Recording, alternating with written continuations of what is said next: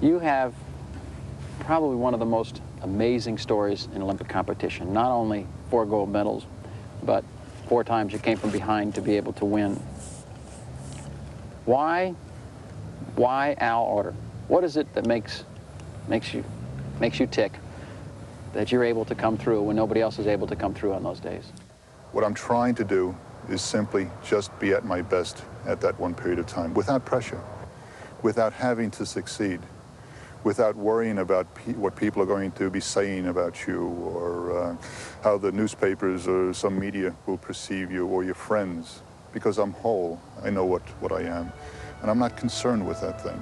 I just cannot wait to get into the Olympic environment and find out how good I can become.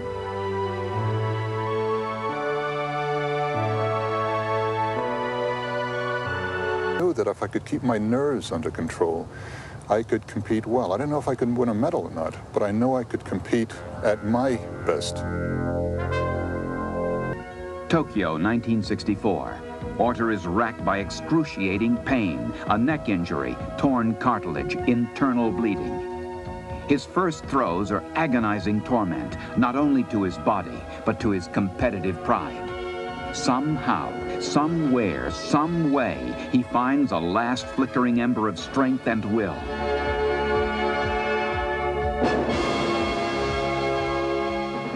The golden link is forged a 3rd time. Maybe it's the pain that I was experiencing that day that kind of separated me from the competition and maybe allowed a little extra concentration on one throw. Maybe that helped me. But to this day, I cannot train or compete in wet weather without going back to 1964 in Tokyo and experiencing that same difficulty. I still don't know how I went through that day. I never want to do that again. Following you around the world for 25 years, and like good wine, you just get better and better. How do you do it? How do you stay up there?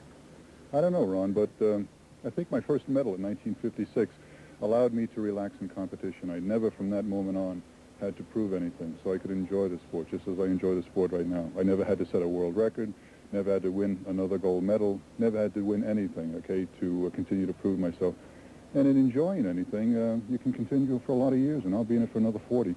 But you had 4 unique gold medals and then a long layoff, and you came back. You were motivated to come back, and you had a lifetime best. Now, how do you do that when you're in your 40s? By attention to detail.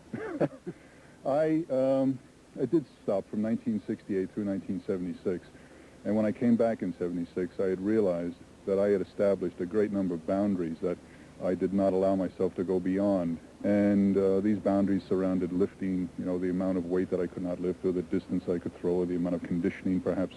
And once I broke through my first boundary, it allowed me to break through 2nd and 3rd boundaries, and so on. And my progression has been one of finding all the weak links and the boundaries that I've set up, breaking through them, and moving forward. The sports writers writing about Al Oerter and when is he going to grow up and get out of this sport. He's already done everything he possibly can do, and leave it to the kids. Yeah.